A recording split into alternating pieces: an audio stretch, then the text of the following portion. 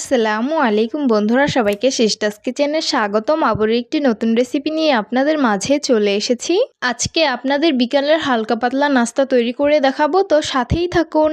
এইখানে আমি কাঁচামরিচ বেটে নিয়েছি, গরম মশলা, জিরা বাটা, বিলাতি ধনিয়া পাতা বাটা, মরিচ বাটা, পরিমাণ মতন আদা রসুন বাটা, এক টুকরো লেবু, আদা গুঁড়ো, পরিমাণ মতন হলুদ মরিচের গুঁড়ো, স্বাদ মতো লবণ, পরিমাণ মতন টমেটো কেচাপ। এখন লেবুটা চিপড়ে লেবুর রসগুলো বের করে নিব।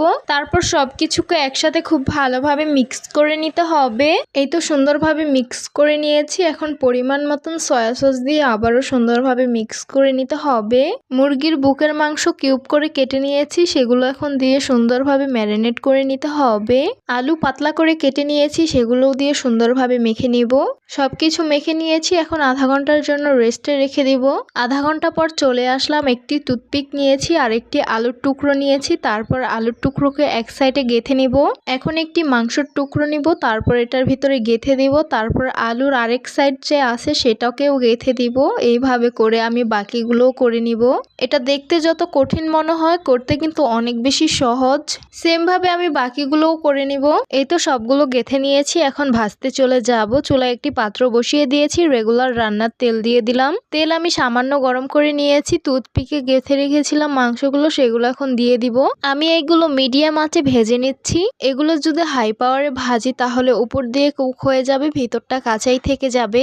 এই তো এটা মোটামুটি কুক হয়ে গেছে। আপনারা যদি বেশি ক্রিস্পি করে খেতে না চান তাহলে আর ভাজার দরকার নেই, নামিয়ে ফেলবেন। আমি এগুলোকে ক্রিস্পি করে খাবো তাই একটু বেশি পরিমাণ ভেজে নিচ্ছিলাম। এই তো কুক হয়ে গেছে। এখন একটি স্টেনার চাকনির সাহায্যে তেল ঝরিয়ে উঠিয়ে নিব। পরিবেশন করে নিলাম বিকালের নাস্তা। দেখতে অনেক বেশি লোভনীয় লাগছে আর খেতে কিন্তু অনেক বেশি ক্রিস্পি আর স্পাইসিও হয়েছে।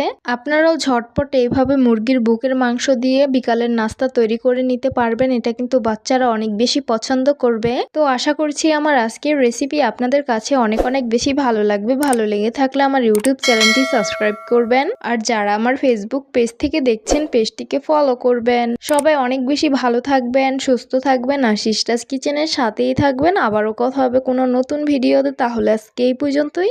আল্লাহ হাফিজ।